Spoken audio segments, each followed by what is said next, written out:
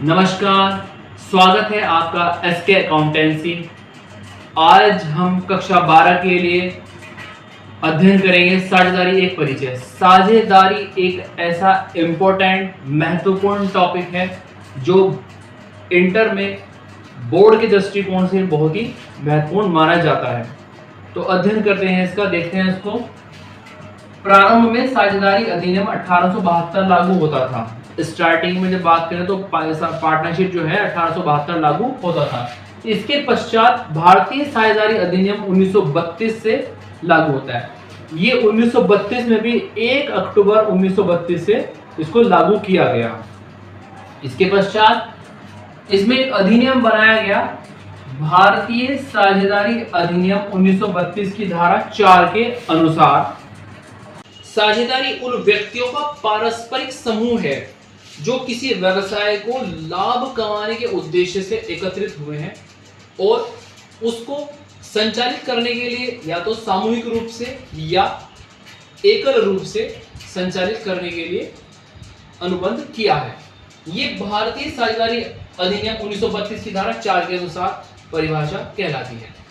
अब अगर इसके अर्थ की हम बात करें तो अर्थ में हम पाते हैं कि दो या दो से अधिक व्यक्ति मिलकर लाभ कमाने के उद्देश्य से जब किसी व्यवसाय को करते हैं तो वो साझेदारी कहलाता है। उसमें उसके अंतर्गत जो है वो अपने लाभ हानि अनुपात को पूंजी के अनुपात में, बराबर के अनुपात में, प्रतिशत में, किसी भी अनुसार उसको बांट सकते हैं। साझेदारी संलेख जो है अनुबंध, एग्रीमेंट, ठहराव, समझौता, ये लिखित या मौखिक दोनों में से कुछ भी हो सकता है।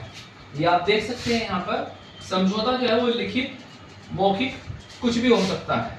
ठीक, इसके बाद अगर सदस्यों की उसमें बात करें तो सदस्य जो है हमारे सामान्य साझेदारी में कम से कम 2 सदस्य होते हैं। पार्टनरशिप कहीं तक जाएगी जब उसमें कम से कम 2 सदस्य होंगे, तो कम से कम 2, और सामान्य साझेदारी में 20 अधिक से अधिक हो सकते हैं। तो कम से कम 2 और अधिक से अधिक 20 साझेदार हो सकते हैं। इसके अलावा एक आता है बैंकिंग व्यवसाय। बैंकिंग व्यवसाय में मैक्सिमम 10 साझेदार हो सकते हैं, इससे ज्यादा नहीं हो सकते हैं। कंपनी अधिनियम एक्ट 2013 के अनुसार एक बार संशोधन से पहले जो है इसमें साझेदारों की संख्या को 100 माना गया था, लेकिन बाद में उसमें संशोधन कर दिया गया। कंपनी अधिनियम 2013 की धारा 464 के अनुसार अब इसकी मैक्सिमम संख्या 50 है, जो इस समय भी लागू है। कहने के लिए भारतीय साझेदारी अनुबंध अधिनियम है, परंतु मैक्सिमम साझेदारों की बात अगर हम करते हैं तो वो कंपनी एक्ट बताता है, भारतीय कंपनी अधिनियम 2013 बताता है। साझेदारी समझौता जो है वो लिखित या मौखिक हो सकता है। लिखित होता है तब भी और मौखिक हो सकता है तब भी इसको मान्य होगा। इसके पश्चात आता है लाभ का विभाजन समझौते के अनुसार। जैसा कि अभी हमने चर्चा की है कि वो समझौते के अनुसार होगा। सभी साझेदार पूंजी के अनुपात में, बराबर या प्रतिशत के अनुपात में, प्रतिशत में बांट सकते हैं उसको। इसके पश्चात में एक पॉइंट और आता है, सभी साझेदारों के जो दायित्व होंगे वो असीमित होंगे। ये ऑप्शनली क्वेश्चंस बहुत ज्यादा आता है कि साझेदारी के अंतर्गत सभी साझेदारों के दायित्व जो होंगे वो असीमित होंगे। इसके पश्चात इसका रजिस्ट्रेशन कराना ऐच्छिक होता है, अनिवार्य नहीं होता है। साझेदारी से संबंधित कुछ महत्वपूर्ण पॉइंट ये थे। इसके बाद आगे चर्चा करेंगे। तो आगे बढ़ाते हुए साझेदारी संलेख की बात करते हैं। साझेदारी संलेख अर्थात पार्टनरशिप डीड। साझेदारी संलेख के बारे में जैसे हमने बात की, वो लिखित या मौखिक हो सकता है। अगर वो लिखित होता है तो क्या कंडीशन होगी, और लिखित नहीं होता है तो क्या कंडीशन होगी। लिखित होता है तो उसमें क्या होना चाहिए, साझेदारों के नाम व पते, सभी साझेदारों के नाम और पते उसके अंदर स्पष्ट रूप से होने चाहिए। इसके बाद साझेदारों की पूंजी पर व आहरण पर ब्याज, यदि साझेदारों की पूंजी पर ब्याज यदि फर्म देती है तो कितने प्रतिशत है, इस बात का उल्लेख स्पष्ट रूप से होना चाहिए।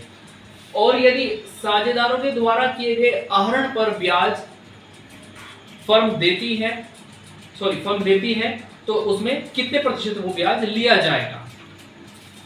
इसके बाद आता है आपका वेतन, कमीशन, बोनस, साझेदारों का ऋण।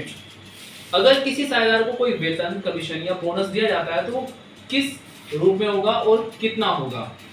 इसके अतिरिक्त यदि कोई साझेदार फर्म को ऋण देता है तो वो ऋण उस पर दिया जाने वाला ब्याज कितने प्रतिशत होगा। इसके बाद आता है लाभ-हानि अनुपात का वितरण।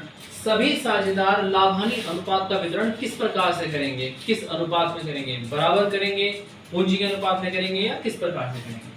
ये हमारे साझेदारी संलेख के अंतर्गत सभी नियम होने चाहिए। ये लिखित या मौखिक हो सकते हैं।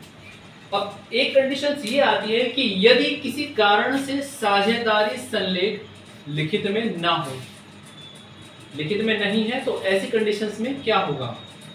ऐसी स्थिति में देखिए उसको कहते हैं साझेदारी संलेख के अभाव में लागू होने वाले नियम। किसी कारण से यदि साझेदारी संलेख लिखित में या मौखिक में नहीं है, ओरली बात की हुई है, सिर्फ मौखिक रूप से भी थोड़ा बहुत उसमें कुछ कहा हुआ है, और किसी कारण से सभी साझेदारों के मध्य कोई विवाद हो जाता है, तो वहां पर न्यायालय में जब इसको पेश किया जाता है तो वहां पर क्या निर्णय निकल कर आते हैं, क्या नियम इसमें आते हैं, उस नियमों पर हम चर्चा करते हैं। क्या नियम इसमें, साझेदारों का जो लाभ विभाजन होगा वो बराबर होगा, चाहे किसी भी साझेदार ने कितनी भी पूंजी लगाई है, लाभ-हानि अनुपात बराबर होगा। किसी भी साझेदार की पूंजी पर ब्याज फर्म के द्वारा नहीं दिया जाएगा। किसी भी साझेदार के द्वारा किए गए आहरण पर ब्याज नहीं लिया जाएगा। ये इंपॉर्टेंट बात है। फर्म ब्याज पूंजी पर देती है और आहरण पर ब्याज लेती है। इसके पश्चात यदि किसी साझेदार ने ऋण दिया हुआ है, फर्म को अगर किसी साझेदार ने ऋण दिया हुआ है तो उस पर 6% की दर से ब्याज उसको दिया जाएगा। वेतन, कमीशन, बोनस आदि कुछ भी नहीं दिया जाएगा साझेदारी संलेख के अभाव में। इसके बाद आता है पुस्तकें देखने, प्रतिलिपि लेने का अधिकार सभी साझेदारों को होगा। ये सभी का दायित्व होगा, सभी का अधिकार होगा कि वो पुस्तकें देख सकते हैं और उसकी प्रतिलिपियां भी ले सकते हैं।